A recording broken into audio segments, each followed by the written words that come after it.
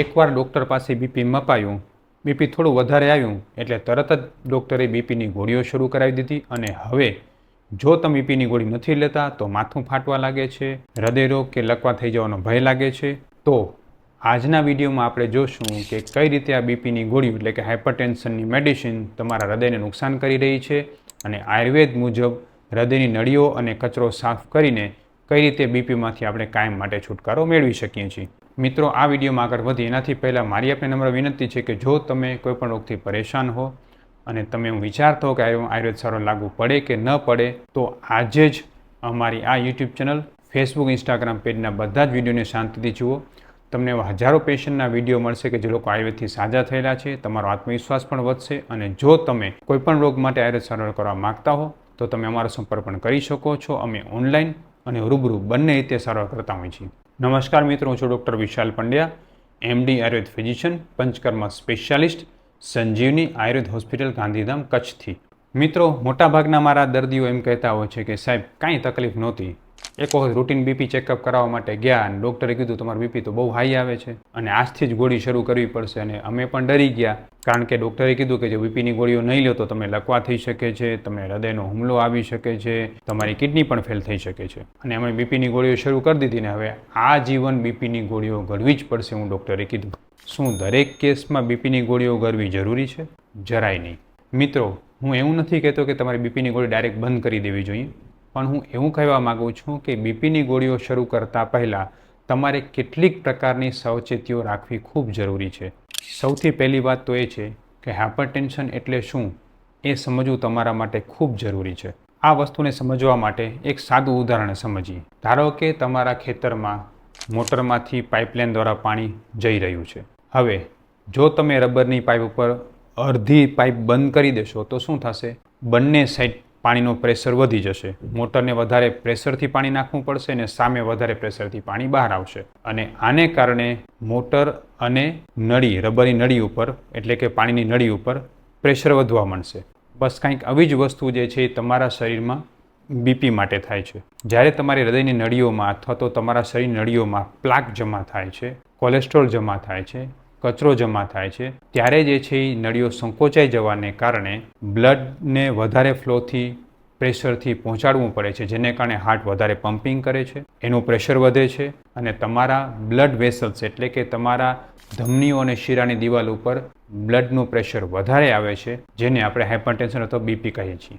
High BP થઈ જવાના બીજા કારણોમાં સૌથી અગત્યનું કારણ એ છે કે જ્યારે તમે કોઈપણ ખોરાક લ્યો છો ને ખોરાક પચતો નથી, લાંબા સમયથી તમને ઊંધો ગેસ હોય છે, કબજિયાત રહે છે, તો પણ ધીરે ધીરે તમારું બ્લડ પ્રેશર હાઈ થાય છે. જો તમે ટેન્શનમાં હો તો પણ તમારું બ્લડ પ્રેશર હાઈ થાય છે. આવા અનેક પ્રકારના કારણોથી તમારું બ્લડ પ્રેશર હાઈ થઈ શકે છે.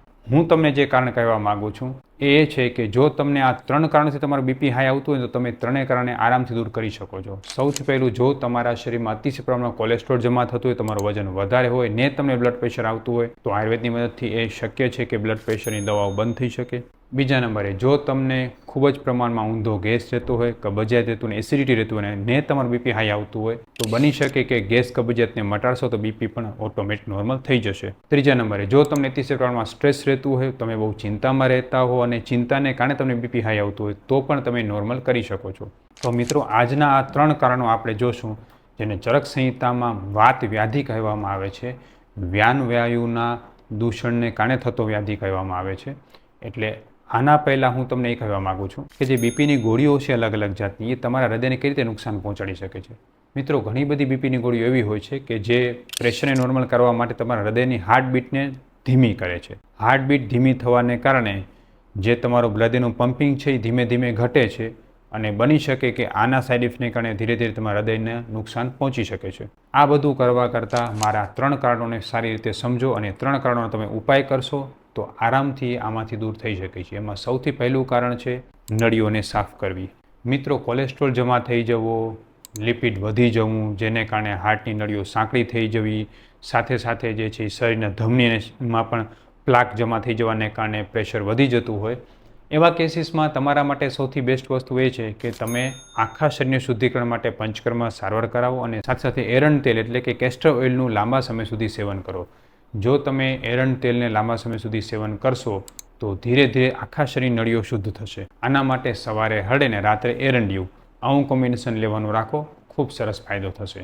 બીજા નંબરે, જો તમને ગેસ એસિડિટીની કબજિયાતને કારણે બીપી વધી જતું હોય તો શું કરશો? મિત્રો, ઘણા બધા પેશન્ટ એવા હોય છે કે જેને અચાનક જ ગેસ થાય, ઊંધો ગેસ ચડે, ઓડકાર આવવા માંડે અને બીપી વધી જાય. આવા પ્રકારના કેસમાં જો તમારું પાચન શક્તિ નબળી છે, તમારા પેટમાં પિત્તવાયુ બને છે કે તમને અતિશય ગેસ રહે છે કે અતિશય કબજિયાત રહે છે, તો સૌથી પહેલાં પાચનને સુધારો, ગેસ કબજિયાતને દૂર કરો તો ઓટોમેટિકલી બીપી કંટ્રોલમાં આવી જશે. આના માટેના ઘણા બધા ઔષધો આપણે વાપરતા હોઈએ છીએ. એના માટે તમે મારા ગેસ એસિડિટીની કબજિયાતના અનેક વિડીયો છે એ પણ જોઈ શકો છો. અને હાલ તમને 3 કોમ્બિનેશન સૂચવું છું, જેમાં સૌથી પહેલું છે નિયમિત રૂપથી હરડેનું સેવન કરો, બીજું છે જમ્યા પછી અવિપતિક ચૂર્ણનું સેવન કરો, અને ત્રીજું છે રાત્રે સૂતી વખતે હંમેશા ત્રિફળાનું સેવન કરો. આ 3 વસ્તુ તમે લેશો તો ધીરે ધીરે પાચન સુધરશે અને તમારું બીપી કંટ્રોલમાં આવવાનું શરૂ થઈ જશે.